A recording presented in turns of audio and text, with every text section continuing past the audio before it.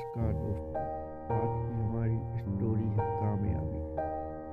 आइए शुरू करते हैं कामयाबी।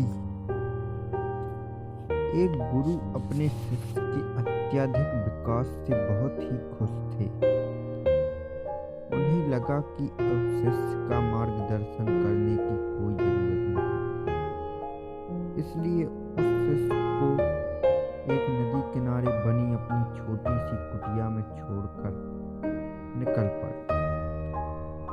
रोजाना सुबह स्नान के बाद शिष्य शेर की खाल से बने अपने कपड़े को सुखाने के लिए टांग दिया करता था। यही एकमात्र वस्तु थी जो उसके पास थी।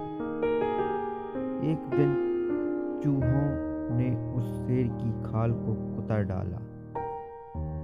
यह देखकर शिष्य बहुत ही उदास हो गया। वस्त्र न होने के कारण वह दूसरों से वस्त्र मांगने गांव वालों के पास पहुंचा। अगले ही दिन चूहों ने दूसरे वस्तु में भी छेद कर दिया। चूहे से परेशान होकर उसने एक बिल्ली भी पाल ली। अब उसे समस्या चूहों से तो नहीं थी, लेकिन बिल्ली उसके लिए परेशानी का सबब बन गई। उसे अपने खाने के साथ साथ बिल्ली के लिए दूध का इंतजाम करना पड़ता था। एक दिन उसे लगा कि मैं कब तक का गांव वालों से मांगता रहूंगा, क्यों ना मैं खुद ही एक गाय रख लूं। जब उसे गाय मिल गई तो फिर उसके लिए चारा मांगने की जरूरत पड़ी। उसे लगा कि झोपड़ी में चारों ओर घास है, इससे काम चल जाएगा। लेकिन इसमें उसके सामने गाय को चराने की समस्या खड़ी हो गई। गाय को चराने के चक्कर में उसे अपने ध्यान के लिए पूरा वक्त नहीं मिल पा रहा था।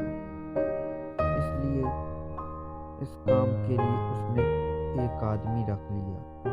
अब सवाल आया कि काम करने पर निगरानी कैसे करे। इसके लिए उस शिष्य ने एक महिला से शादी कर ली, जो इसके इन सारे कामों की निगरानी करती और उसके काम में हाथ बटाती। आगे चलकर ऐसा वक्त आया जब वह गांव का सबसे धनी व्यक्ति बन गया। कई सालों के बाद अचानक एक दिन गुरुजी उस गांव में पहुंचे। सब कुछ बदला हुआ देखकर वे दंग रह गए। उन्होंने देखा कि जहां कभी कुटिया हुआ करती थी, वहां आज एक आलीशान इमारत खड़ी है। उन्होंने एक नौकर से पूछा, क्या यह वही जगह नहीं है जहां कभी मेरा एक शिष्य रहता था? नौकर उन्हें कोई जवाब देता इससे पहले ही गुरु का शिष्य हाजिर हो गया। गुरु ने उसे पूछा, वत्स, आखिर ये सब क्या है? इस पर शिष्य ने कहा, आपको विश्वास नहीं हो रहा है ना? लेकिन मेरे पास सिवाय इसके कोई दूसरा तरीका नहीं था कि मैं शेर की खाल को हटा देता।